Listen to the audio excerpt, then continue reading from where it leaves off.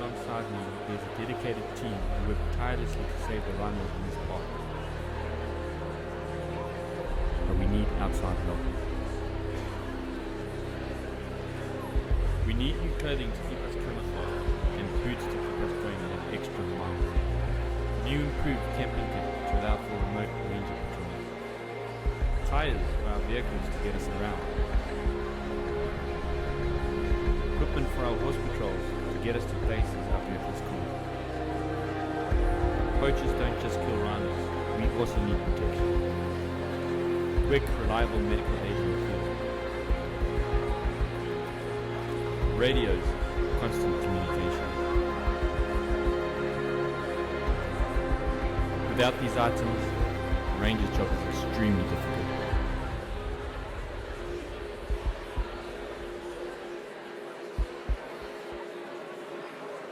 How are we helping to stop this? Daily foot patrols allow constant surveillance of the park at ground level.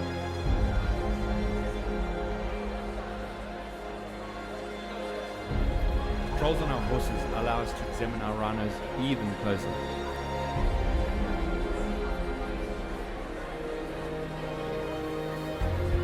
Aerial surveillance is an essential tool, allowing quick, efficient rhino monitoring and policing of the park.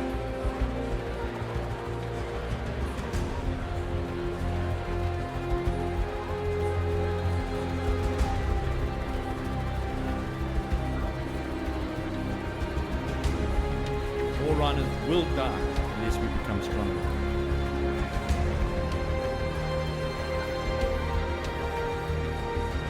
We need the supplies. We need the support. We need you to help a ranger save a rhino.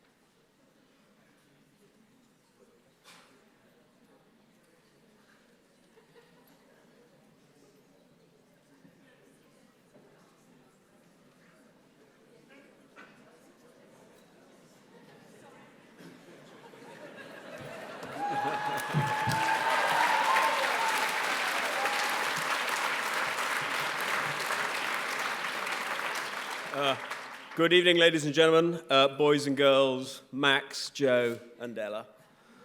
As you probably gathered, I'm not Neil Gaiman. My name is James Thrift. I'm Douglas Adams' brother. Those of you who knew Douglas, I'm his considerably shorter brother. And may I, together with the rest of Douglas's family who are seated down in front of us all here, welcome you to the 13th Annual Douglas Adams Memorial Lecture here at the marvellous Royal Geographical Society. Before we get started, we've got some boring housekeeping, but we have to do. There are no planned fire drills this evening, so if the fire alarm does sound, then please follow the green signs to the exits, and the staff will guide you to the assembly point out on Exhibition Road. We are filming and broadcasting this event, and it's been going out live as we speak, so we'll wave to the camera. So I'd be grateful if people could remain seated until the end. If you, however, need assistance or feel ill at any time, if you can make your way to the exits, and the very friendly Save the Rhino staff will look after you.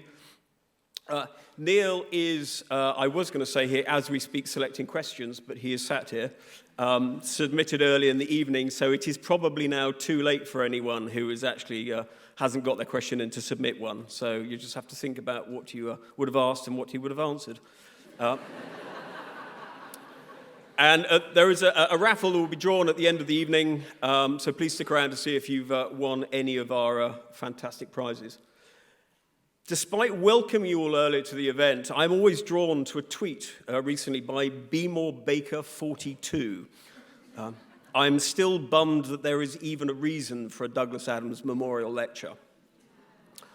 Many of you will know that Douglas Addy died way too young in 2001 at the age of 49. And during his life, he was a passionate advocate for many things, one being conservation, and especially for the work of his favorite charities, Save the Rhino and the Environmental Investigation Agency. After his death, the family decided, together with our friends at Save the Rhino, to launch the Douglas Adams Memorial Lectures to allow us to get together each year on or near his birthday to expand our minds on subjects that he would have loved and to keep his support for his favorite charities alive.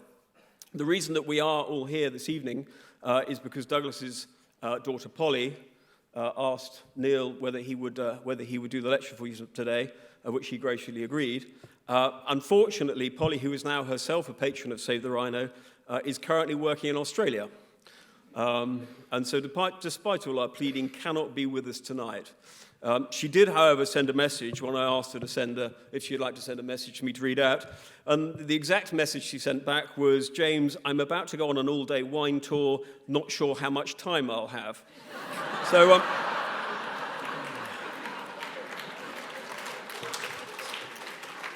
that's nice. That's very nice. Honestly, she is missing us all terribly.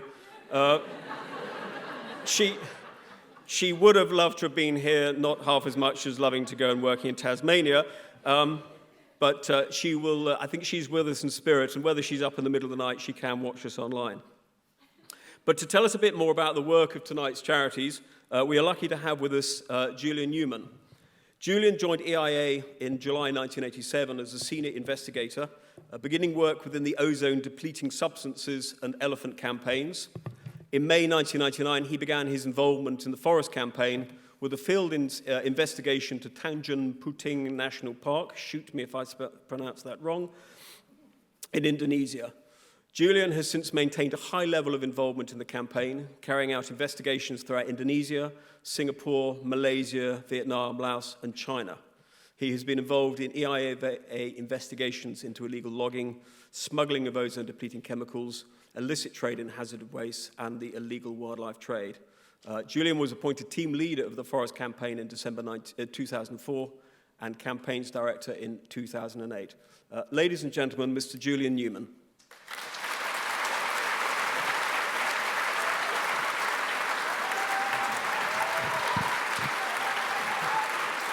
Thank you. Good evening. I'm aware you're anxiously awaiting the main event, so I'll be very brief. We're here tonight for two reasons. We're here to commemorate the life of Douglas Adams, an amazing person, but also to raise funds for EIA and Save the Rhino Trust, which were two NGOs which are close to Douglas Adams' heart. Because as well as being a great author, he was also a committed conservationist. And in 1990, for example, he wrote this landmark book, Last Chance to See, which was a travelogue that took him to some remote parts of the world to expose the plight of critically endangered species, including the rhino. After that, he became a patron founder of Save the Rhino in 1994.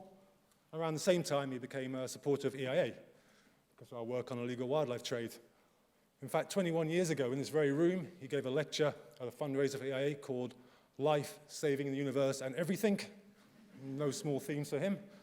And during that event, there was someone there from Pink Floyd, David Gilmour. And afterwards, he asked Douglas Adams to come up with a name for the new album, the Pink Floyd album. So Douglas came back pretty quickly with the Division Bell. The money he got for that fee went to EIA. So thank you very much for that. So just want to speak quick minutes about our work. And in the spirit of Hitchhiker's Guide to the Galaxy, you are here. We are living in a geologic age called the Anthropocene, first time, we are the dominant influence on our planet and the environment. One manifestation of this is the fact we're in the midst of the 6th great extinction of species. The other extinctions were to do with things like gamma rays, volcanoes. This one's down to us. And one of the most clearest impacts of the humans on our wildlife is the illegal wildlife trade. There's lots of other threats to biodiversity like climate change, forest loss, but very direct impact is trade in endangered species. This has now become, wildlife crime is now the 4th biggest form of crime in the world in terms of value. It's big and it's growing, yet attention to this issue is still lagging behind. For example, there are now only 3,200 wild tigers left in the world. This trade means there's one less out there. So the problem is exemplified by the plight of the rhino, which was the species that we're here to talk about tonight. This is a rhino in Africa, and in the 90s and bits of 2000, this was a success story. After heavy poaching in the 80s, rhino numbers were bouncing back again. But now it's getting worse again, I'm afraid to say. In South Africa, for example, where most are found, in 2000, there were only 13 rhinos were poached. Last year, there was 1,215. This is not being poached for meat or for subsistence. This is being poached for its horn, for trade to the Far East. That's bad, and it's getting worse. But there are things we can do about this. For example, Save the Rhino works on both ends of the chain. It works on protecting the rhinos in country and works on reducing demand in the markets. In many range states in Africa and Asia, Save the Rhino supports the efforts of these brave rangers through equipment, training, so they can protect the rhinos. They use drones, aerial surveillance, forensics to try and make sure the rhinos are protected, because right now the value of a rhino horn is more than gold. Lots of inducement for poachers to come and try and take them. But of course, as long as there's demand, this problem will continue. So Save the Rhino is also working in some main markets where rhino horn is bought and sold, such as Vietnam. They have a very successful campaign right now in Vietnam, which is aiming to target the key consumers of rhino horn by using Vietnamese cultural messages, because ultimately, while there's demand out there, people want to pay a fortune for rhino horn, the poaching will continue. But for EIA, where do we fit? If Save the Rhino works in the field and in the demand side, EIA, we sit in the middle of these supply chains. Our job is to try and expose and infiltrate the syndicates that are behind wildlife crime. These are not just local people doing this business, it's a big crime with big players involved. We work on species like rhino, elephants, and tigers, and particularly the elephant situation is also getting pretty bad. In the last 3 years, there's about 100,000 rhinos been poached in Africa. Again, it's all to supply burgeoning markets. The price is going up. And last year, we did a major piece of work in Tanzania. That's where that picture you just saw, the poached elephant, was from, Tanzania. And we infiltrated some of the main gangs involved in Tanzania that are shipping huge quantities of ivory out to the Far East. This shot was taken in Zanzibar. This is one of the few shipments that was stopped. Many get through. So what we try and do at EIA, we get undercover, we investigate these syndicates, we bring the information to the attention of the authorities, and we try and campaign for disruption, enforcement against these syndicates to stop the crimes taking place. So I don't want to sound downbeat, the situation is bleak, but we believe it can be changed. It was bad in the late 80s and it got better. And today is officially the World Wildlife Day, and the message on World Wildlife Day is stop wildlife crime, and that's what we're trying to do, and with support, we'll do what we can to stop that. So on behalf of Save the Rhino and EIA, thank you for coming, thank you for your attendance, thank you.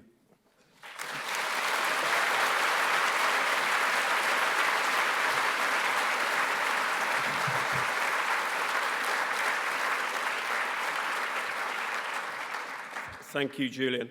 Now, ladies and gentlemen, we have a little extra treat for you. Here to introduce Neil Gaiman, we have a man who was chosen not only by Douglas, but also by Neil to bring their unique creations to life on the radio. Multi-award-winning producer and director, drummer extraordinaire, hair to die for, and a dear friend to us all, Mr. Dirk Maggs.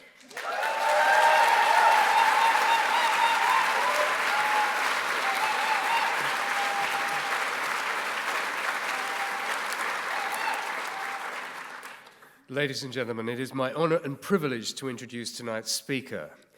But before I do that, can I please say to you all in this room and everybody who's watching on the internet, EIA, Save the Rhino, please donate to help save our natural environment and the wonders thereof.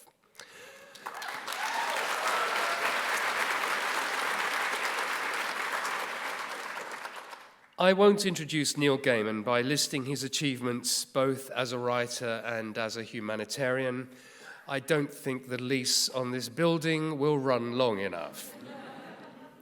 Neil and I share a common mentor. Both of us, at a formative stage in our careers, had a keen interest taken in our work by Douglas Adams. We are mutual beneficiaries of Douglas's wisdom, kindness, and sharp eye, or in my case, ear, for the second rate. I'm very lucky to have known Neil for over 20 years. We were both children then, of course. And to have worked so closely with him recently.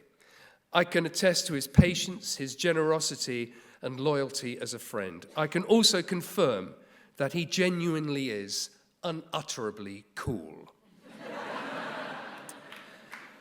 To paraphrase Zaphod Beeblebrox, Neil is so hip, his bum will never fall off.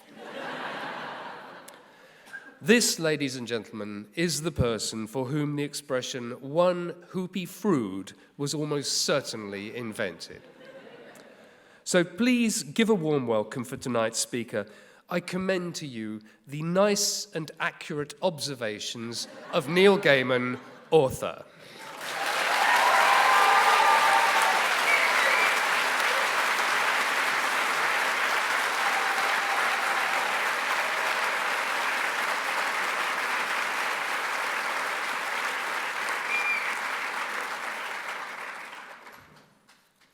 These are the questions.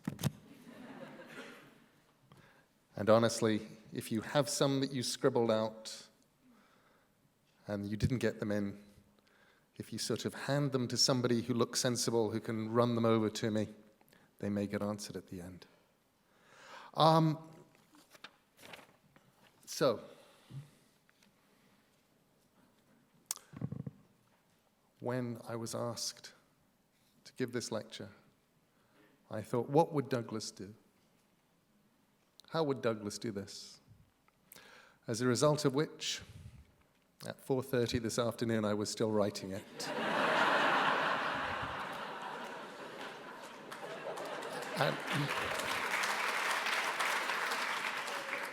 And I'm hoping to finish it this weekend.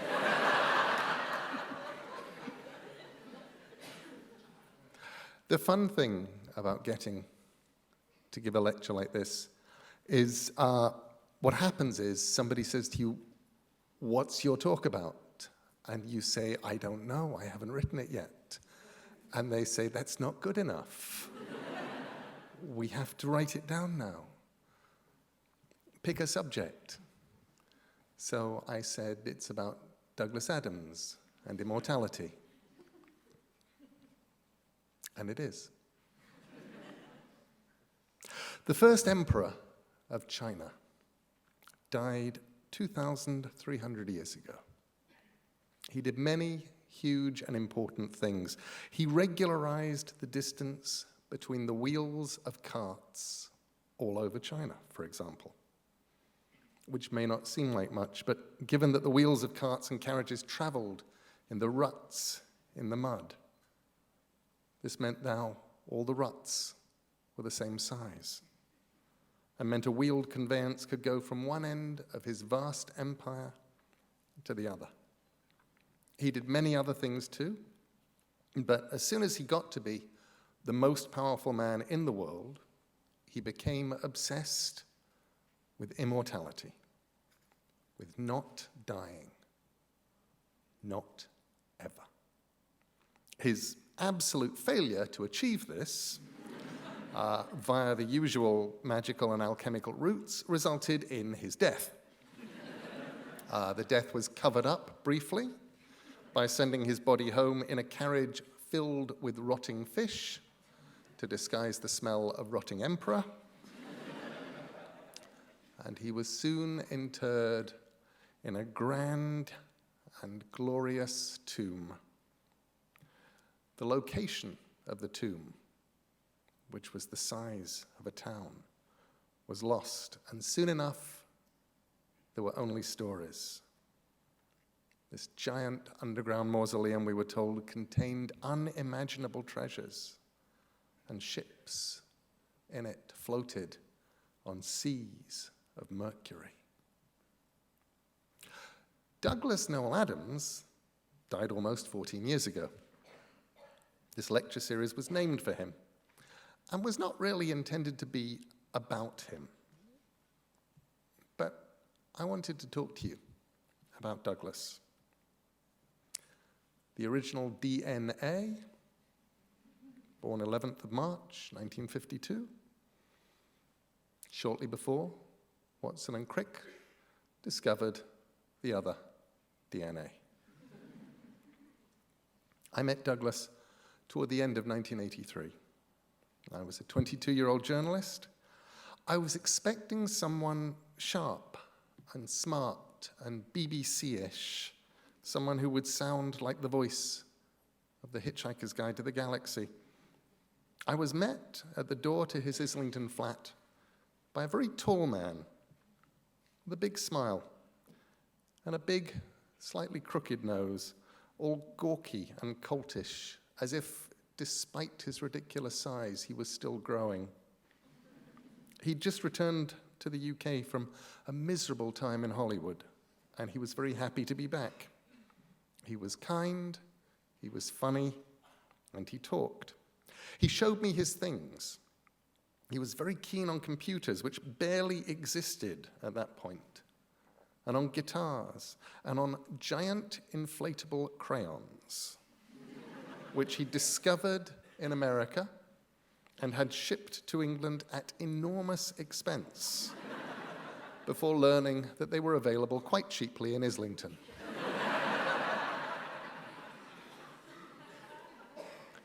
He was clumsy. He would back into things, or trip over them, or sit down on them very suddenly and break them. He was famously late for deadlines and did not ever appear to enjoy the act of writing very much. Douglas had had aspirations towards sketch comedy. His career in sketch comedy was not very successful as a writer or as a performer. He was a success in other things. He'd had an idea for a radio show, which was called The Ends of the Earth, in which the planet would be destroyed in different ways at the end of every episode. In the first episode, he was going to destroy the Earth to make way for a hyperspace bypass. But he decided this was such a good beginning that he abandoned the ends of the Earth and followed the protagonist of his story, Arthur Dent, into space, along with an alien friend of his, Ford Prefect, a researcher for The Hitchhiker's Guide to the Galaxy. The radio series was a success. It begat records, a stage play, a TV series, a computer game, several towels with words on them, a Hollywood movie, and a series of books. The books made Douglas into an author, and a successful, best-selling, beloved author at that. He loved being successful because he was, by his own admission, not very good at doing things that normal people did with normal amounts of money. So having the time and the money to do things the way that Douglas did was very useful. He used his powers for good. In Last Chance to See, he deployed both his celebrity and his ability as an author to describe things perfectly, to draw attention to this planet, and more specifically to some of the life forms we're in the process of rendering extinct. He got involved. Save the Rhino was a particular passion of his. He ran marathons and climbed mountains dressed as a rhino to raise their profile, to call attention to their plight. I learned that Douglas had died the morning after it happened, in May 2001, from the internet, which had not existed in 1983. I was being interviewed on the phone by a journalist who was in Hong Kong, and something about Douglas Adams dying went across the computer screen. I snorted unimpressed, only a couple of days before Lou Reed had gone on to Saturday Night Live to put to rest a round of internet rumors about his death. Then I clicked on the link. I found myself staring at a BBC news screen and saw that Douglas was quite definitely dead. "Are you all right?" said the journalist in Hong Kong. "Douglas Adams is dead," I said, stunned. "Oh, yes," he said. "It's been on the news here all day. Did you know him?" "Yes," I said. We carried on with the interview, and I don't know what else was said. The journalist got back in touch several weeks later to say that there wasn't anything coherent or at least usable on the tape after I learned that Douglas died, and would I mind doing the whole interview again. Douglas was an incredibly kind man, phenomenally articulate and amazingly helpful. In 1986, I found myself knocking around his life an awful lot when I was working on Don't Panic, The Hitchhiker's Guide to the Galaxy Companion. I'd sit in corners of his office, going through old filing cabinets, pulling out draft after draft of Hitchhikers in its various incarnations, long-forgotten comedy sketches, Doctor Who scripts, press clippings. He was always willing to answer questions and to explain. He put me in touch with dozens of people I needed to find and interview, people like Jeffrey Perkins and John Lloyd. He liked the finished book. Well, he said he did, and that helped too. A memory from the period, sitting in Douglas's office, drinking tea, and waiting for him to get off the phone so I could interview him some more. He was enjoying the phone conversation about a project he was doing for the Comic Relief book. When he got off, he apologized, and then explained that he had to take that call because it was John Cleese, in a way that made it clear that this was name-dropping. John Cleese had just phoned him, and they talked professionally, like grown-ups. Douglas must have known John Cleese for over 9 years at that point. But still, his day had been made, and he wanted me to know. Douglas always had heroes. He was unique, which is true of all of us, of course, but it's also true that people come in types and in patterns, and there was only one, Douglas Adams. No one else I've ever encountered could elevate not writing to an art form.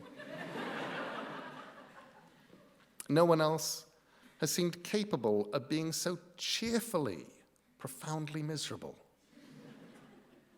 No one else had that easy smile and crooked nose, nor the faint aura of embarrassment that seemed like a protective force field. After he died, I was interviewed a lot, and I was asked about Douglas. I said that I didn't think he'd ever been a novelist. Not really, despite having been an internationally best-selling novelist who'd written several books which are a quarter of a century later becoming seen as classics. Writing novels was a profession he had reluctantly backed into, or stumbled over, or sat down on very suddenly and broken. I think perhaps what Douglas was probably something we don't even have a word for yet. A futurologist, or an explainer, or something. One day, maybe we'll realize that the most important job out there is for someone who can explain the world to itself in ways that the world won't forget, who can dramatize the plight of endangered species as easily, or at least as astonishingly well, for nothing Douglas ever wrote was exactly easy, as he can explain to an analog race what it means to find yourself going digital. Someone whose dreams and ideas, practical or impractical, are always the size of a planet, and who is going to keep going forward and taking the rest of us with him. I haven't known many geniuses in my life. I've known some incredibly smart people. I've known some brilliant people, but only a tiny handful of them would I classify as geniuses. And I would classify Douglas as a genius because he saw things differently. And he was capable of communicating the way that he saw things. And once you saw things in the way that he saw them, it was almost impossible to see them the way that you used to see them ever again. Let me read something that probably all of you are incredibly familiar with.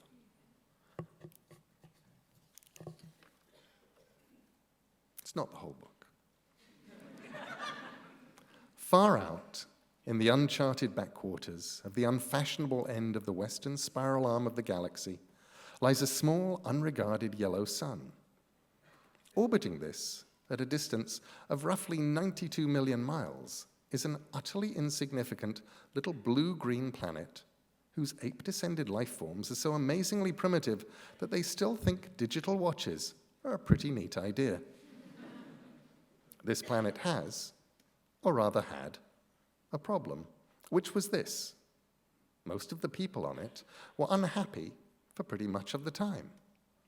Many solutions were suggested for this problem, but most of these were largely concerned with the movements of small green pieces of paper, which is odd, because on the whole, it wasn't the small green pieces of paper that were unhappy.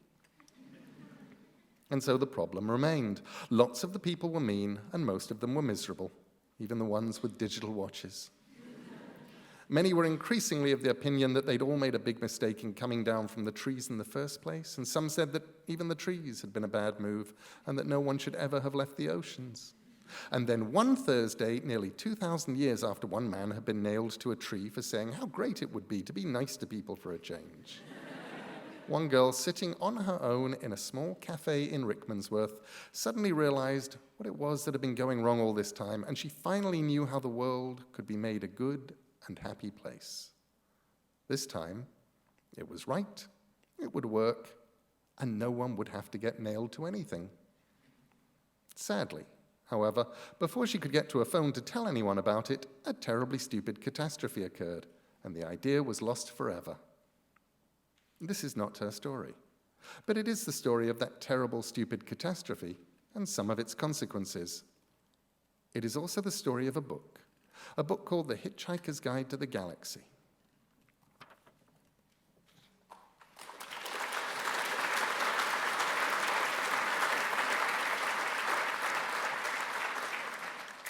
You look at what Douglas did in some of those sentences. They're beautiful. They're beautifully constructed. And afterwards, I remember 1978, we were so proud of digital watches. This was long before they'd started giving them away in petrol stations. You had to save up for them, and they were digital. They had numbers on them that blinked and flashed, and with only 20 minutes of button pressing, you could get them to show something approximately the correct time and date. They were wonderful. But it took Douglas saying that we were so amazingly primitive that we still thought digital watches were a pretty neat idea.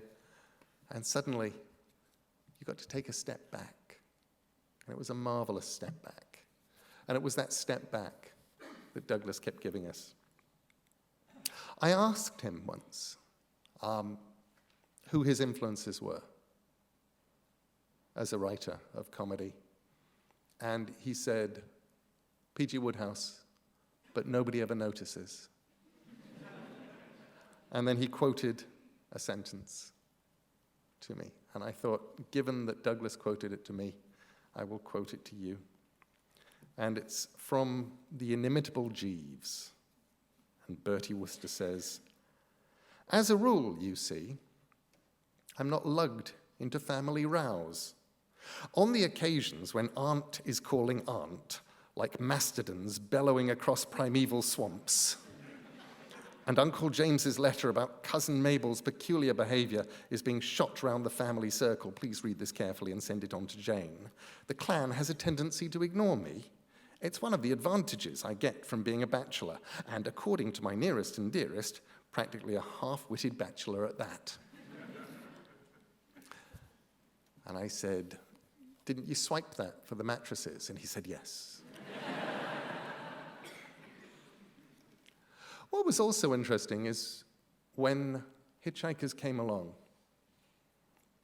we read it as parody.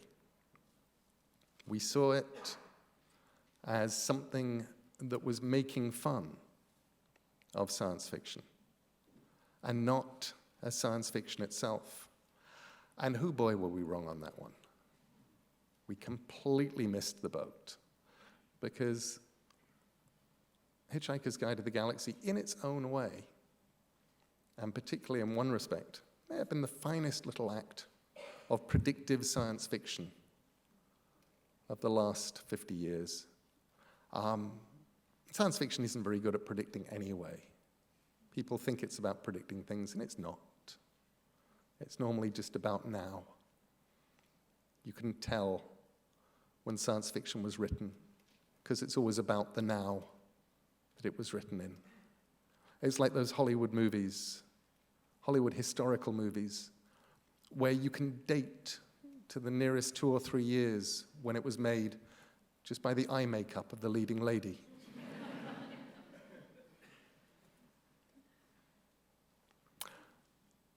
There was a king whose likeness was carved in marble and placed on a marble plinth to last forever.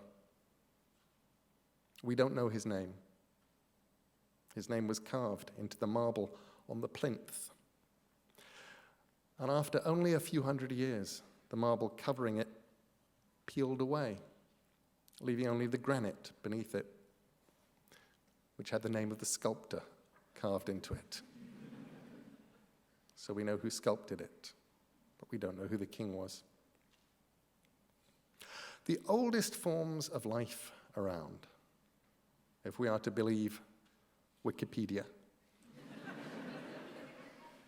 that 21st century iteration of the Hitchhiker's Guide, are probably trees. And the oldest tree that we know of, a Great Basin bristlecone pine in North America, is 5,064 years old. Life, also according to Wikipedia, is defined as the condition that distinguishes animals and plants from inorganic matter, including the capacity for growth, reproduction, functional activity, and continual change preceding death. Bear that in mind. Animals, according to Wikipedia, have lived at the outside about 300 years. Trees, around 5,000 years so far. Stories can live longer than that. There are Native American stories from the Pacific Northwest that tell a forbidden love between a woman of astonishing beauty and a young man, and how their love was punished by the gods, of how the earth rumbled, of the black snow that came from the mountaintop, and then how the top of the mountain became fire, killing a great many people, only to be stopped by the pushing of the young lady into the mouth of the volcano, because that's what it was. That story has been passed down for years and years. And it's a story that's survived. It's been passed down because it contains wonderful elements that people can tell and retell. It has wonderfully sympathetic protagonists. It has a forbidden love. It has tragic death. But the story tells us other things. It tells us, for example, that these mountains, which look incredibly permanent, might not be permanent things after all. That volcanoes can happen. They can tell you what the symptoms of an oncoming volcano are: the ground rumbling, the ash falling like black snow. And we know when those mountains turned into volcanoes, when they last erupted, It's about 8,000 years. It's not bad. There's a story called The Tale of Two Brothers. It may be the oldest short story that we have. It was recorded on papyrus by a scribe around 4,000 years ago. It's a story of two brothers, Anpu and Bata, and they work together, farming the land, raising cattle.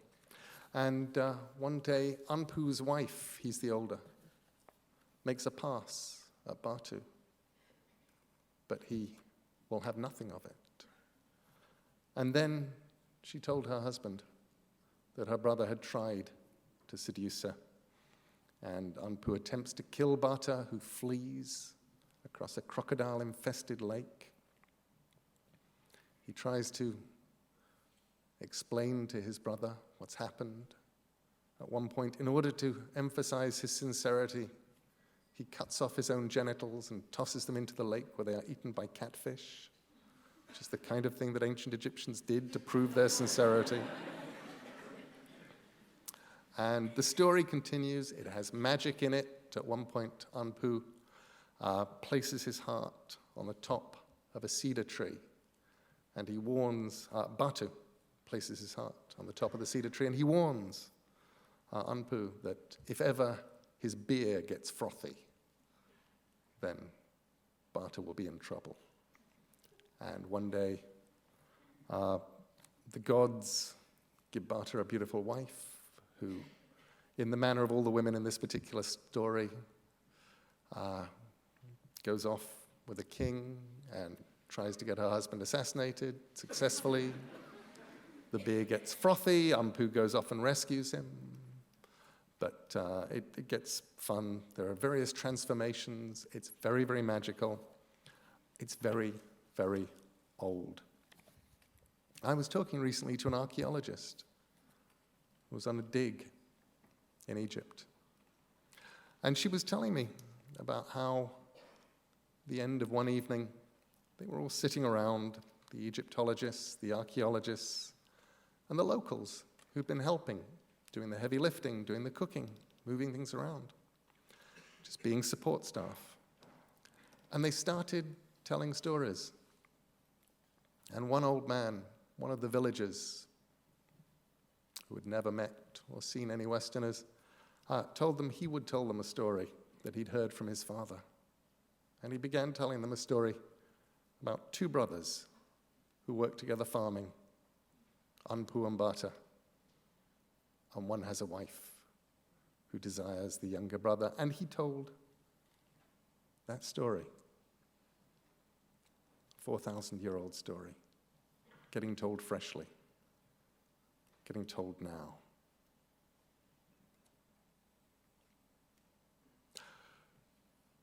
There's the idea of authorship in stories, and people get very confused by this.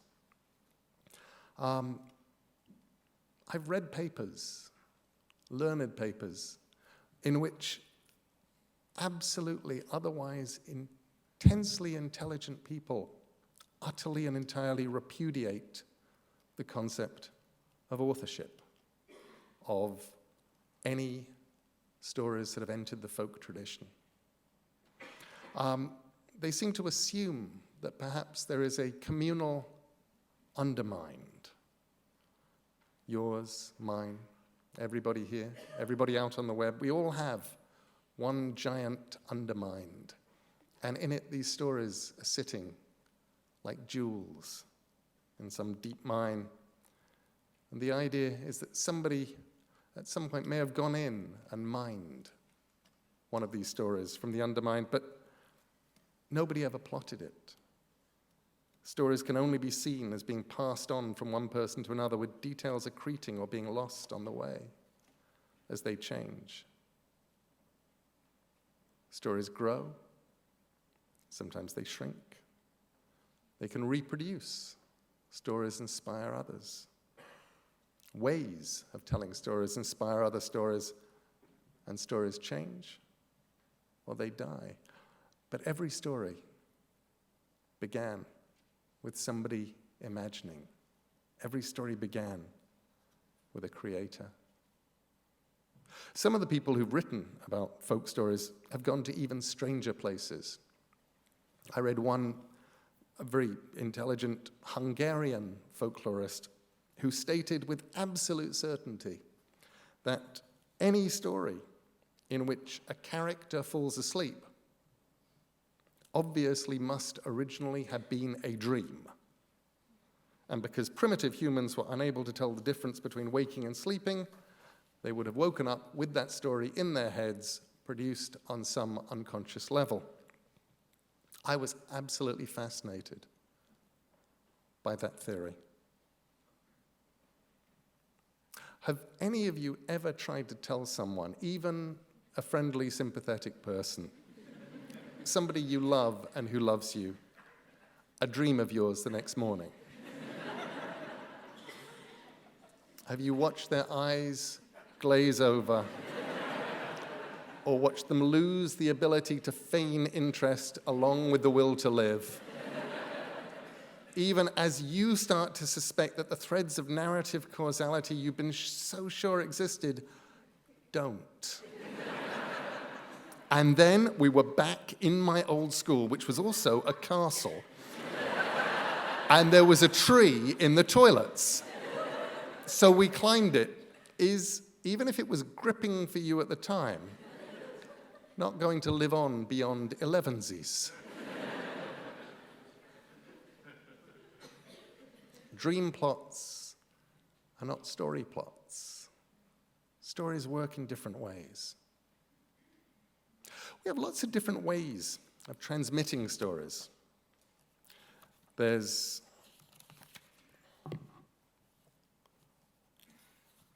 I made a list of them here. Ways the information in a story can be propagated and conveyed. First of all, there's oral stories, the act of storytelling, sitting there with somebody beginning once upon a time. There are pictures, sequences of pictures, pictograms. There are live performances. Again, our minds are engaged by live performances. We imagine, we fill in things, we believe on one level that these are not actors or puppets, even though we know that they are. There are written stories, there are filmed and recorded performances, there's interactive gaming, and of course, there are towels. So looking at a few of these, pictures fascinate me as ways of transmitting stories. Famously, people have been arguing for a long time about pictures painted 25,000 years ago or more on cave walls. There's a general assumption that they were either acts of worship or of sympathetic magic intended to bring hunters luck and good kills. Whenever I see them, I start to suspect that they may simply be stories. We came up this ridge and we saw this herd of woolly bison. People do tell stories. It's what makes us human. We will do so much for stories. We will endure so much for stories. And stories, in their turn, like some kind of symbiotic organism, help us to endure our lives.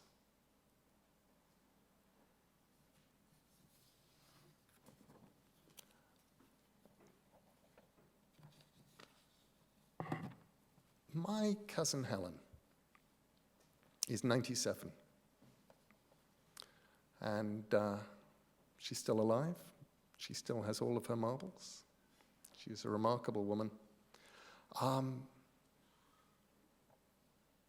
In World War II, she was in Poland. At one point, she was in the Warsaw Ghetto. Earlier than that, she was in the Radomsk Ghetto. And she was telling me that because she'd been a young college student when the war began, she decided that it would be a good idea to try and teach some of the little children in the ghetto. And these little girls would come in each day for an hour and then be followed by other little girls. And she would teach them mathematics, she'd teach them grammar, she'd talk to them. It was a death sentence, an automatic death sentence, to be found in possession of a book.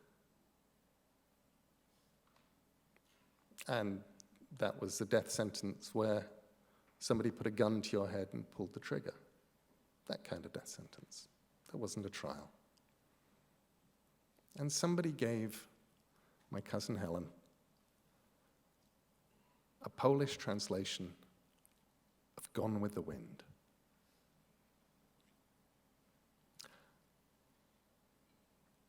She knew she could be killed for reading it, but she blacked out, or for possessing it, but she blacked out her window, stayed up late, found a hiding place for the book, and she read the book into the small hours of the morning, and then hid it behind a loose brick in a wall. And when the girls came in, instead of teaching them their grammar and their mathematics, instead of doing that, she told them the story of Gone with the Wind, of the chapters that she'd read the night before. And for the next few weeks, every night, she'd stay up late, blacking out her window, reading another chapter, another 2 chapters. And when the girls came in the next day, she would tell them the story. And they'd escape. They'd be somewhere else. And when she told me that, I was fascinated, because I'm an author. I make stuff up. I make things up for a living. I don't really think about what the effect is of what I've written on people. I was one of those people who had internalized the idea of escapism, that some fiction was escapist and that was a bad thing. And then I listened to Helen's story and I thought, hang on, that was worth dying for. And actually, for the little while that you were in that book, you weren't in the Radomsk ghetto. You were somewhere else. You were safe. You had escaped.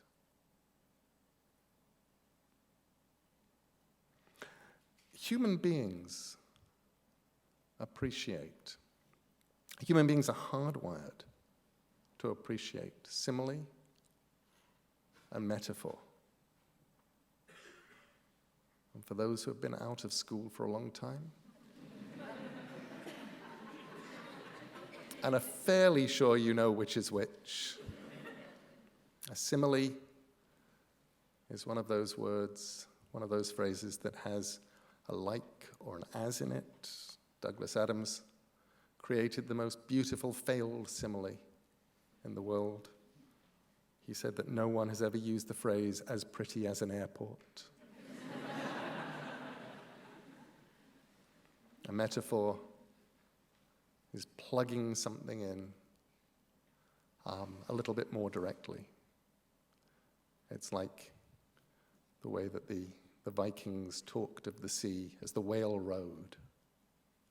And you say something actually is something else. It's our capacity to cope with simile and metaphor that allows us, I think, to understand and appreciate 2 contradictory things at the same time. That a story is a lie, and that a story is true. Think about that for a moment. Stories are lies. They didn't happen. Once upon a time is code for, I'm lying to you.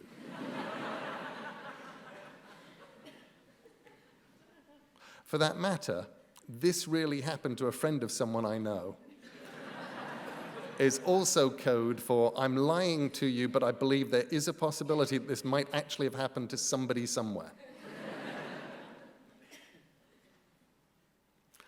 So the act of reading a story is the act of knowing you're being lied to. But at the same time, a powerful story, an important story, is also a true thing. You have walked with these people. You've looked out through their eyes. You know what they believe. And you walked with them, and in walking with them, you got to leave your own reality. You can also access information in a story as real information. You can access memories from a story as if you have experienced them.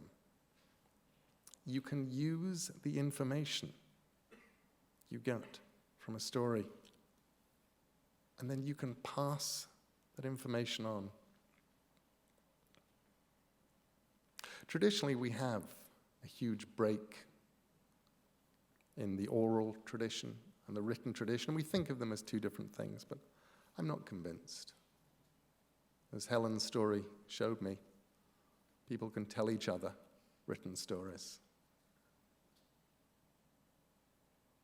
Stories can be worth risking our lives for. Stories can be worth dying for. Written stories and oral stories both offer escape. Escape from somewhere and escape to something. And you can move something from one medium to another medium.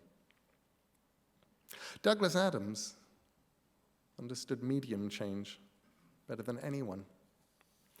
He described the first eBooks long before most commuter trains were filled with people reading them. He also correctly perceived, even back then, that just because commuter trains are often 100% eBooks, that doesn't mean that books are going to die. There's always going to be a market for books, and a healthy market for books at that. This was maybe, almost 30 years ago now. I was talking to Douglas about eBooks, about the idea of eBooks. We were talking about The Hitchhiker's Guide to the Galaxy, which was something that resembled, an iPad, long before it had happened, and the content on it. And I said, when something like that happens, it's going to be the death of the book. Douglas said, no, it won't be. He said, books are sharks. And I must have looked baffled at that. Because he looked very pleased with himself. And he carried on with his metaphor. Books are sharks, metaphor. There will not be a test. But if any of you felt pleased with yourself and went, that was a metaphor. He said, books are sharks. He said, books are sharks because sharks have been around for a very, very long time. There were sharks before there were dinosaurs. And the reason that sharks are still in the oceans is that nothing is better at being a shark than a shark is. He said, look at a book. A book is the right size to be a book. They're solar powered. If you drop them, they keep on being a book. You can find your place in them in microseconds. They're really good at being books, he said, and books, no matter what else happens, will always survive. And of course, he's right. eBooks are much better at being 2 or more books and a newspaper at the same time than a book is. eBooks are portable bookshelves. It's why they're great on trains. It's why they're great for commuters. It's also why the encyclopedia proved not to be a shark, but to be a plesiosaur. The idea that something will not take up all of that real estate on your bookshelves. It won't be heavy. It won't weigh anything. And it will absolutely not be 17 years out of date. It was huge. And that, of course, again, was the Hitchhiker's Guide to the Galaxy. The idea this thing could be updated all the time. But stories aren't books.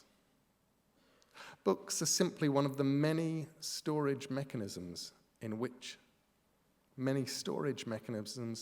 stories can be kept. People, obviously, are one of the other storage mechanisms for stories. And stories, like life forms, change.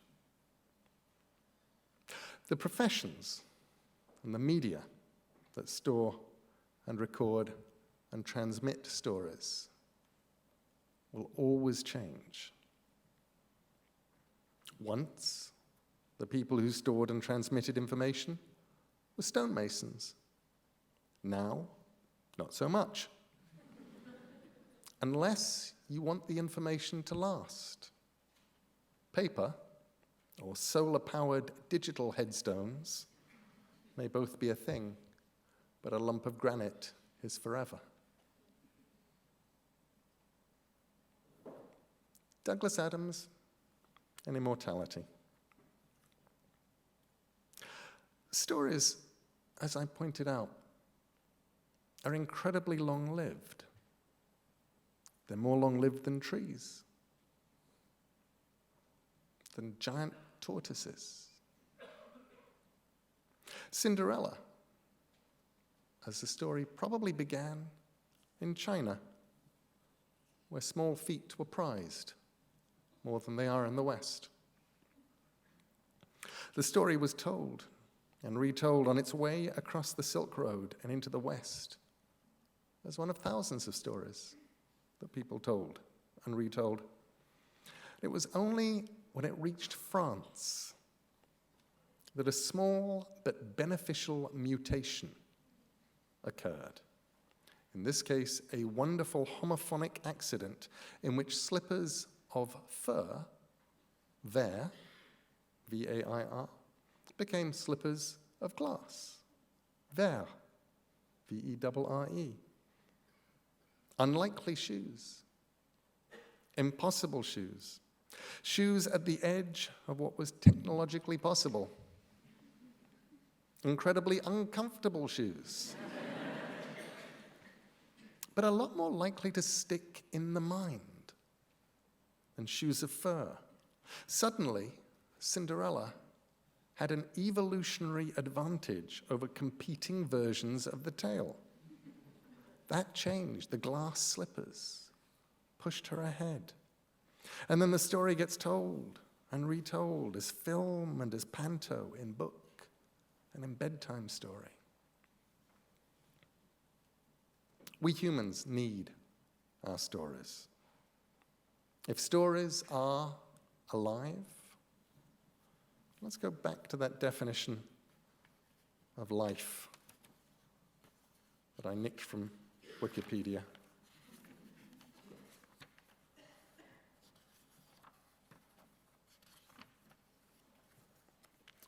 It was growth, reproduction, functional activity, and continual change.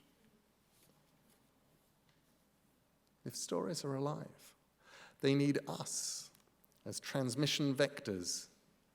They incubate within us, they hatch inside us, and they hibernate inside our minds. Douglas Adams created a story. I told someone in Ireland a week ago that I was going to be giving this lecture. We talk in Hitchhikers at Home, he told me. We compare everything to it. We'll look at the world and compare it to the Golgafrinchen B arc. We'll swap lines of Hitchhikers because it's relevant. It's like how we see the world in my family. That's why Douglas was a genius. He let you look at the world through his eyes, and afterwards you couldn't see it in the same way ever again. We have our children of flesh and blood. In Douglas and Jane's case, the very wonderful Polly Adams. But we also have children of story. Our abstract DNA remains inside them, even if our concrete DNA does not. And that's immortality of a kind. As individuals, if we're cut off from humanity and cut off from the knowledge of humanity, the body of knowledge that we as a species have gained over the millennia, then we're naked things. We're unable to know even which plants we can eat and which plants will kill us.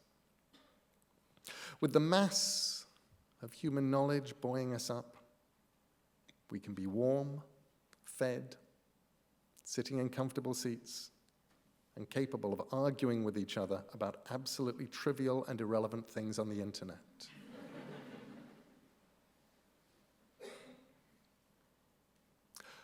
The first emperor of China's tomb was lost utterly, lost completely, lost intentionally.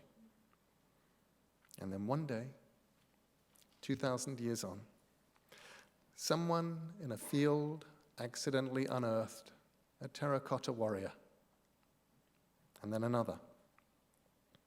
They excavated the warriors, and they worked out from that where the actual mausoleum of the first emperor had to be. But those stories that had come down to us 2,300 years after he had died had now become a warning. Remember those lakes of mercury and the story about his tomb? That stuff's really poisonous. And a 2,300-year-old piece of information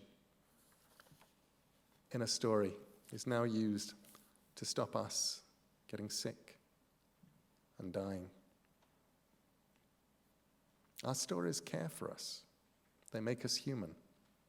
And if they live forever, the people who created them, who retell them, who pass them along, are living too. And that's immortality. Thank you.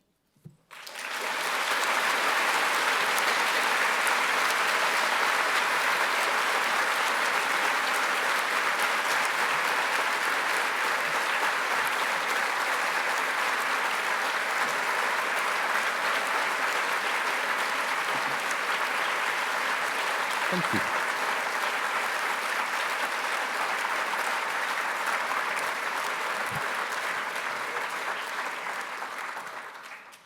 Okay, these are your questions. First one is, if you could ask Douglas Adams one question, what would it be?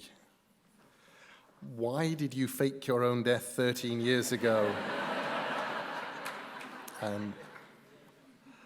Okay, let's assume Douglas comes back. I think one of the joys of Douglas is you never quite knew what question to ask, because you'd be talking to him and he would say something and suddenly things that had been very big and confusing would seem very small and simple, and they would make sense. And I would probably ask him, I think what I might ask him about, just because it's something that I am fascinated and concerned by right now, is when did the internet become a tool for being offended? And when did people elevate being outraged to an art form? And is there anything that we could do to fix it? Because he would probably explain easily and casually, and I'd go, oh, I never thought of that. Of course. Dear Neil, when you wrote Neverwhere, did you use Arthur Dent as inspiration for Richard Mayhew? No, but I stole a joke. The Arthur Dent joke. And it's the only time I've ever put in a joke purely and simply as an act of homage. But at one point, he explains that his name is Richard Mayhew Dick. And Richard Mayhew Dick, and is immediately addressed as Richard Mayhew Dick. And I told Douglas I was doing it, and he said he approved. And that was actually at David Gilmour's 50th birthday party, where we both found ourselves standing very awkwardly by the food together, both looking around at all of the people and realizing that everybody there was cooler than we were. Dirk said, Neil is cool. This is not true. I am not cool. And Douglas wasn't cool. We were writers. People say to me, Douglas Adams, oh, there was a dude. There was somebody who knew where his towel was. And you go, no.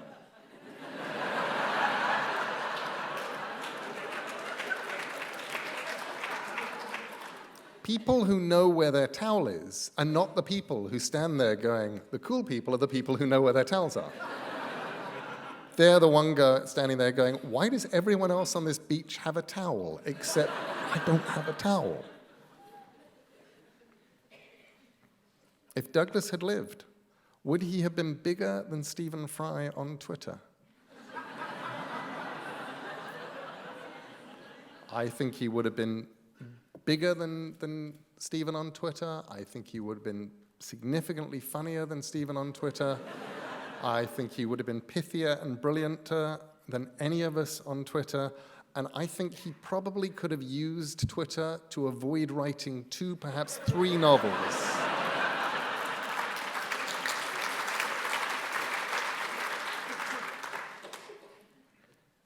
Neil, you are now internet famous as well as famous for your work. How has this affected you both creatively and maybe commercially? I don't think internet famous actually ever adds up to commercially, I'm afraid. Probably badly commercially, because you sort of, it's like, the internet becomes your personal Tamagotchi. You want to keep it alive. And really what you ought to be doing is writing a novel. But there are people on Twitter, and if you just leave them to themselves, they will wither and die.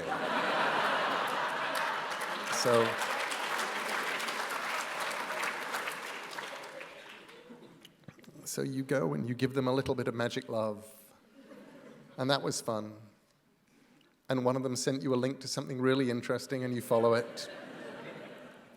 And 4 hours later, you look up, slightly dazed, having ordered a book that you didn't know existed from a rare book dealer in Barcelona, going, what the hell just happened?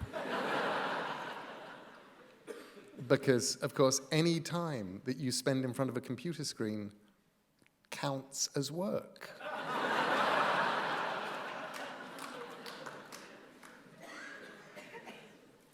Did you enjoy your stint as the book at the Hackney Empire. I'm not sure that one performance ever counts as a stint. I think technically it's a very small st, perhaps, or an int. But I love being the book. That was wonderful. I got to be the book in Edinburgh. I got to be the book Hackney Empire. I thought the whole Hitchhikers live experience was so perfect and so glorious. Any world in which you are on the same stage that Simon Jones is saying the words from Hitchhikers with his voice is a perfect, wonderful world. It was glorious, it was scary, and I desperately wished I was Peter Jones all the way through it. Both you and Douglas Adams have had the gift of being brilliant story writers and brilliant storytellers. What makes a person a good storyteller? What skills does a person need to be able to effectively communicate a narrative like rhino conservation? I think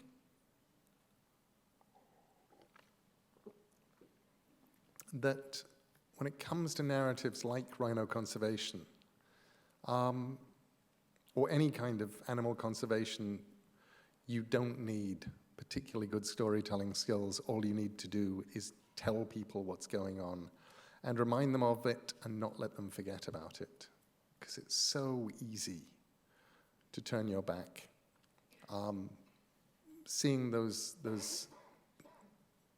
elephant tusks just broke my heart before going on. I've been working for the last few years with a Tasmanian organization, an environmental organization called the Bookend Trust, with whom Polly is currently working in Tasmania. And the most important thing they've been doing is just education. And what they've been trying to do is teach people in Tasmania and now in Australia that what they have is unique. What they have is unlike anything anyone else has. Nobody else has echidna. Nobody else has Tasmanian devils. Nobody else has wombats and wallabies. But because they see them all the time, they take them for granted. As a side note here, it can be very amusing for Europeans to have an Australian friend and who will point out squirrels to you all the time. There are squirrels. And you go, yes, there's a squirrels. No, look over there, it's another squirrel. Yes, I know, it's a squirrel. So I think education is huge. And we can wrap that in stories if we wish. But I think mostly what Douglas did and what I've been trying to do is take whatever megaphone we have, whatever audience the fact that we tell stories has brought us, and use that to draw people's attention to the plights of endangered species, to the short-sightedness and stupidity of the human race, and the fact that we have to learn to share. I would like my grandchildren to grow up in a world that has elephants in it, and tigers in it, and rhinos in it. That may be selfish, but it also means that I want to tell people, and I want to do stuff about it. What name? Oh, thank you. Oh.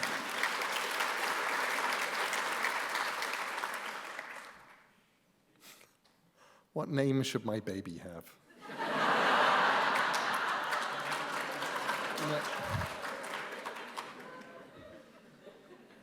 Occasionally, I've been persuaded to name people's kittens for them. Very, very occasionally name bands, but I always decline to name children. On the other hand, there were no Coralines 20-something years ago. There were no. When was Coraline published? 2002. So 13 years ago, there was 0. And it's now the 620th most popular name in America. And I look at that and I go, that was my typographical error. That was.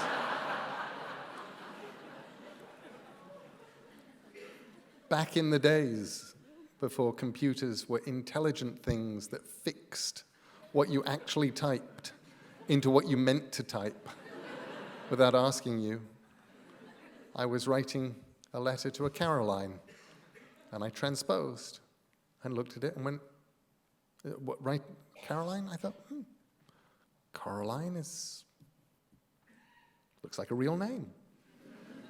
It's really pretty. Means like coral. Yeah, all right. 640th. More coming along every day. What is the Douglas Adams book you wished you had written? Oh, I never wanted to write a Douglas Adams book. I said no when Douglas got in touch with me in the late 90s and asked if I'd be interested in doing the adaptation of Life, the Universe, and Everything onto the radio. And I said, no, I don't want to do that. I love you, but I don't want to do that. And he went and found Dirk, which I think was the best possible thing that could have happened to all three of us. And never wanted to write another Hitchhiker's book. Very happy that Owen went and wrote his, but I wouldn't want to write one. And I don't look at any of Douglas's books and wish I'd written them. But I just wish we had more, honestly. I think that, the thing that hurts is, Douglas was a huge fan, as I've said, of P.G. Wodehouse. With Wodehouse, you have a shelf of books, and it's not just a shelf because it goes onto the next shelf. And if you've got hardbacks, it goes onto the shelf after that and the shelf after that because they're thick. And with Douglas, we have a tiny little area of the shelf. And I wish it was huge. If you had to pick one of your works to be remembered forever, which would it be and why? I don't think writers get to pick. And I think that's probably a good thing. And I also think that the judgment of history and the judgment of the popular vote is not something that we necessarily would want to know. A.A. Milne. If you had told A.A. Milne in 1926, when he was features editor of Punch, widely considered the funniest young writer in the country, with 5 plays running, 5 different plays on in London's West End. If you had told him that 70 years later he would be remembered for 2 children's books and 2 books of children's poetry, I don't know what he would have said. This was A.A. Milne. Huge, towering figure, the English stage and in English humor. And you're actually telling him that everything he'd written, apart from Winnie the Pooh, The House at Pooh Corner, When We Were Very Young and Now We Are 6, would be out of print and absolutely and utterly forgotten about. Would he have been happy? I don't know. Would J.M. Barrie be happy to be told that basically, yeah, you're remembered for Peter Pan? That's it. Some people know that you wrote The Admirable Crichton. We heard half of it on the radio once, but Then we went in for dinner and always meant to find out how it ended. You're going, this is J.M. Barrie. Towering figure. You don't get to choose.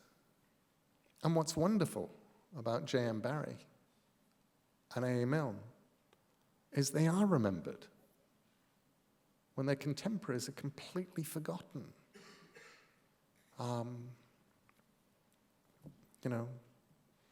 The author of The Second Mrs. Tanqueray, was that Arthur Pinero? And nobody's going, yes, Arthur Pinero, because like me, you have forgotten him. It's so easy to be forgotten. So if the question is, which, if I had to pick one of my works to be remembered forever, which would it be and why? I would pick any of them. I would be perfectly happy if 100 years from now, somebody says, you know, the bloke who did those kids' books about that sneezing panda did other stuff too. I could live with that. Do you feel things more or less as you get older? And if so, does that affect your writing in ways you didn't expect? What a great question. I don't think you feel things more, and I don't think you feel things less, but you feel things differently. And you wind up, as your perspective changes, I'm softer than I used to be. As a young writer, it was really, really easy for me to create characters and do terrible things to them. And now, I don't know that I could sort of, kill people with the same joyous abandon that I did in the early days. I can look at some of those early Sandmans and go, whoa, you really went there, didn't you?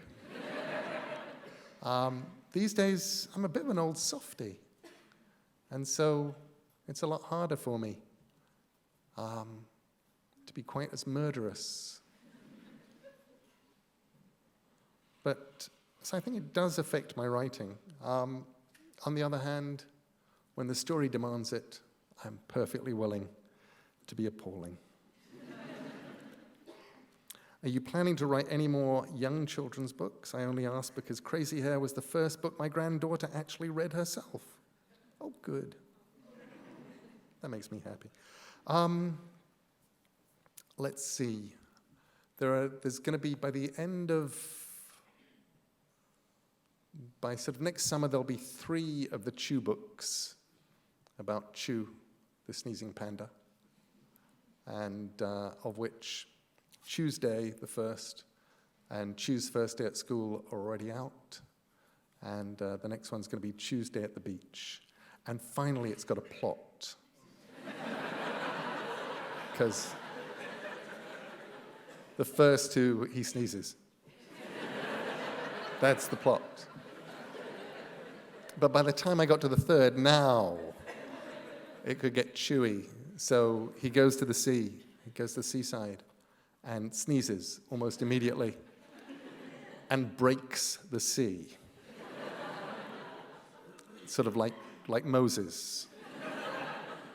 And there are sad fish on one side who cannot get to the other side, and there are mer pandas, and all of the people who work at the beach are sad because now they won't be able to sell ice cream with the sea broken. So everybody has to try and get Chew to sneeze again so he can put the sea back the way it was. And it proves harder than they think. I love the idea that each of the Chew books gets a little bit more complicated as they go. By the time I get to the 30th Chew book, he'll be a car salesman somewhere in Middle America dealing with erectile dysfunction.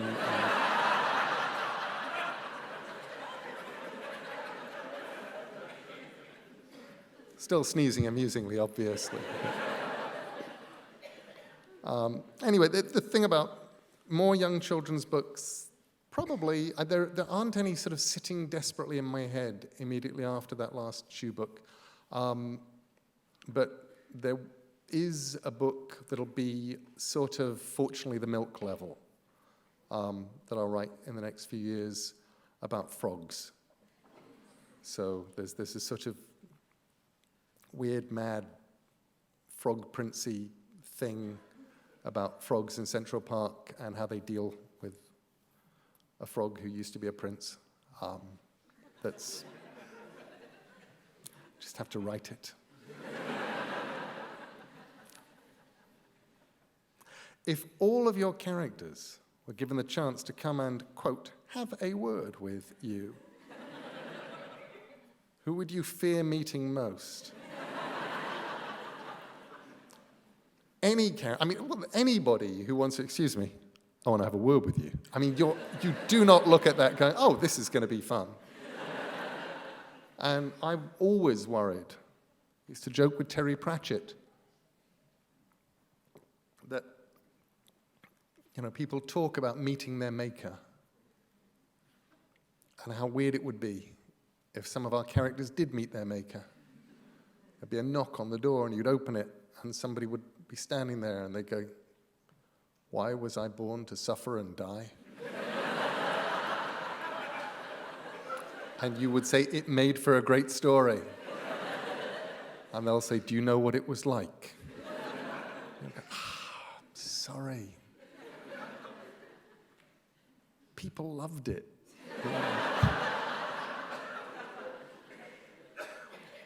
I fear all of them. Who would I fear meeting most? Probably Coraline's other mother.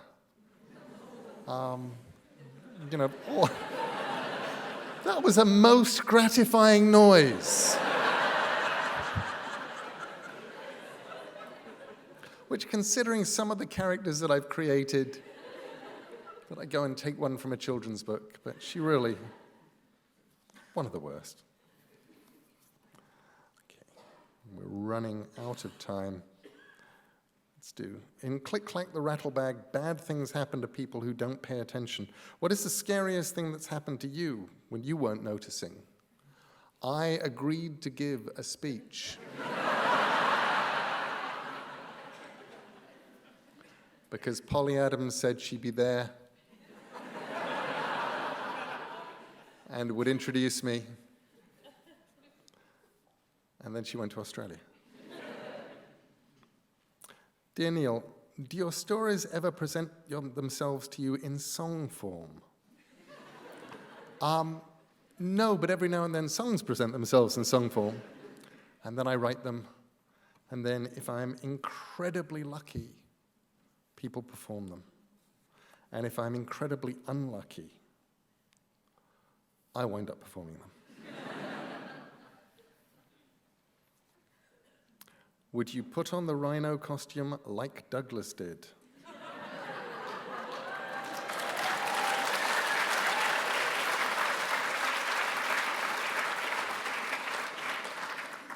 How far up Mount Kilimanjaro did Douglas actually get, James? He didn't. He did the flat bit. Before the mountain. I'd do that. Yes, I would. And let's do this. Not now. When it will do the most good. And let's do this as the last question. How much Douglas affects you, your life, your work? I genuinely don't know who I would be now if, as a 22-year-old, I hadn't gone and interviewed Douglas. I was smart and I was talented, but because I interviewed him then, I was offered the Don't Panic book. Somebody else was meant to write it, but they'd said no, and they backed out. And it was offered to a friend of mine, Kim Newman, who said, I don't want to write it, but Neil's interviewed Douglas a few times. Have him do it. So I got to write a book. spent a lot of time with Douglas, and write in a style which was basically clean, funny, classic English humor. And because I'd written an entire book about Douglas in that style, by the time I got to the end, I went, this is really fun to write. I should do more of this. So I wrote 5,000 words of something and sent it to a couple of my friends to read. And one of them, Terry Pratchett, phoned me up about 8 months later and said, hey, that thing that you sent me like 8 months ago, you doing anything with that? And I said, no, I got given this thing called Sandman to do, and I've been writing that all the time. And he said, well, either sell me what you've done, or we can write it together. And I said, let's write it together. Because that's an awful lot like Michelangelo phoning you up and saying, hey, do you want to do a ceiling?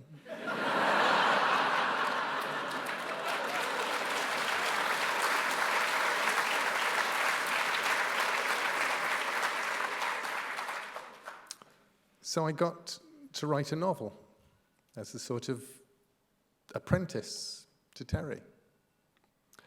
And those two things, getting to do Don't Panic, getting to watch how Douglas worked, how he comported himself, who he was and what that meant, and getting to write a book with Terry taught me so much,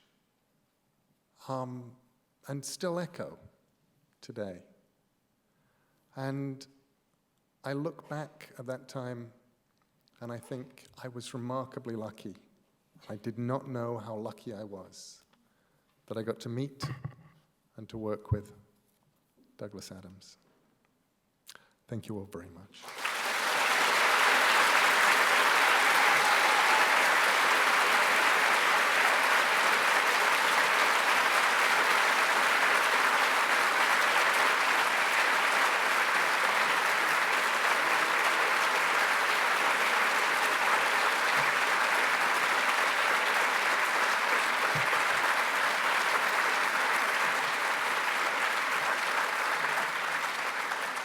Ladies and gentlemen, Mr. Neil Gaiman.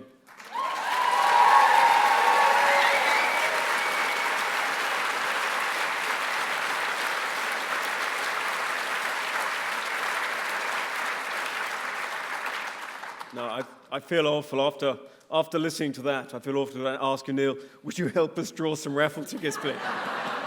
But actually, I think, if we get Douglas's nieces and nephews, they can come and give you a hand. Max? Ella, Joe? Right, we need between you all 6 tickets, please. We'll call the tickets out. So if the people who've won the prizes, if they can come forward, and a very technical bit, but you'll get to choose your prize in the order with which your number was drawn out. So whether you have to remember that or whether we remember that is yet to be seen. It'll work out. It'll be fine. It'll be absolutely fine. So what do we got? So we have a red 262. Red 262. Ella, you can? Yeah, red 262. So they're doing that. So we draw out another one. That's white 298. White 298. Oh. Oh. Someone either won or had a moment there. Oh. What do we got next? Yellow 91. Yellow 91. It's always more exciting at the bingo, isn't it? What do we got now? Is that white or green? It's a whitey green. Oh, let's have a look. 626. Ah, yes. That is a whitey green 626. And I think one more. Is that right? One more. Yellow 148. Yellow 148. So if they can come in and if you go down to the, just on the other side, that'd be perfect. Ladies and gentlemen, after an evening like the one we've just had, there are always a lot of people that we have to thank. Neil, thank you so much for very kindly giving up your time for this event. Your support is truly appreciated.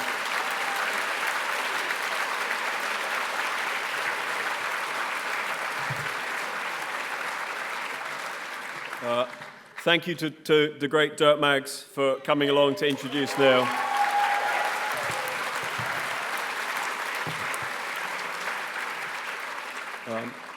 Thank you to the EIA for their ongoing support of this event with Save the Rhino.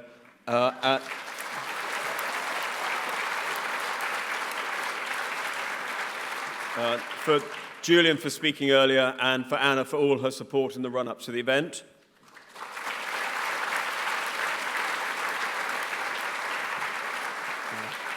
This is a thank you from Douglas and Neil's fans worldwide to Sean Soleil and Kevin Davies up there on the camera for basically helping us get this broadcast live tonight.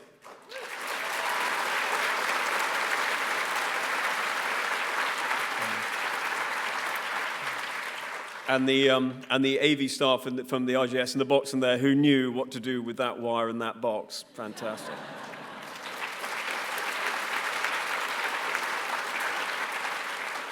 And lastly, to you, our lovely, beautiful audience, for turning out and supporting us. Your help is much, much appreciated. Thank you so very much.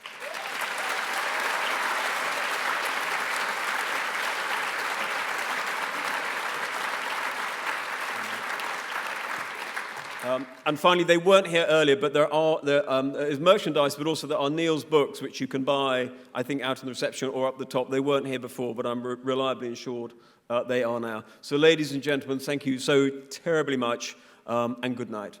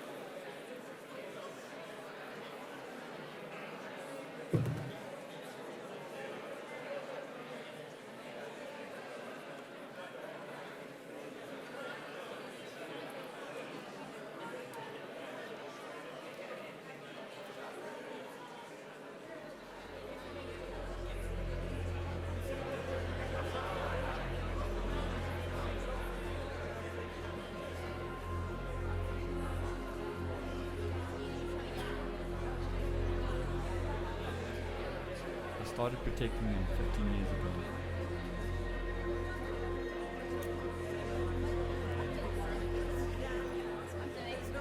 Back then, it was a very different situation.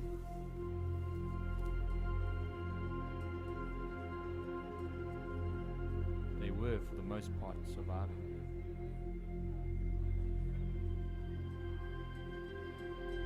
Now, they are very much dying.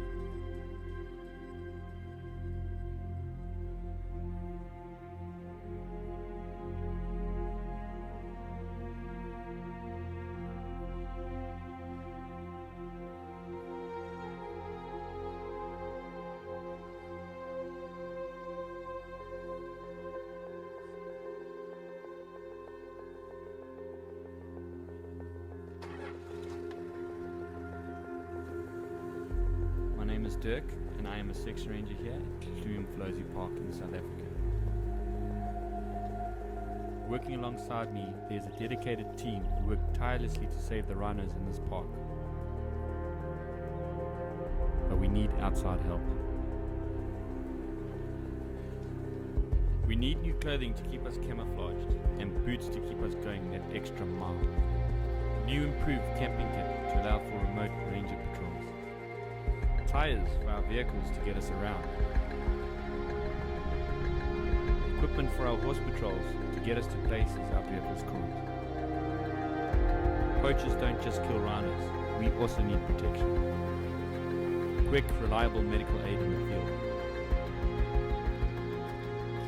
Radios, constant communication. Without these items, the ranger's job is extremely difficult.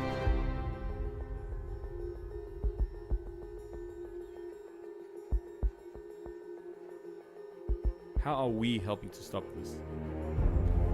Daily foot patrols allow constant surveillance of the park at ground level.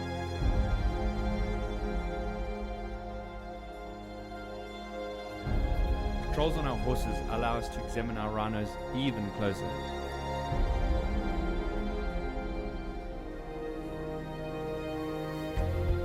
Aerial surveillance is an essential tool, allowing quick, efficient rhino monitoring and policing of the park.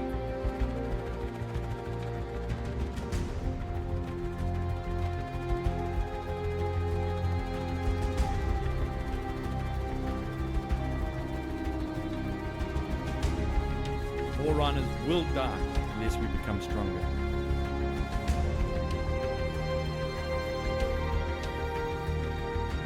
We need the supplies.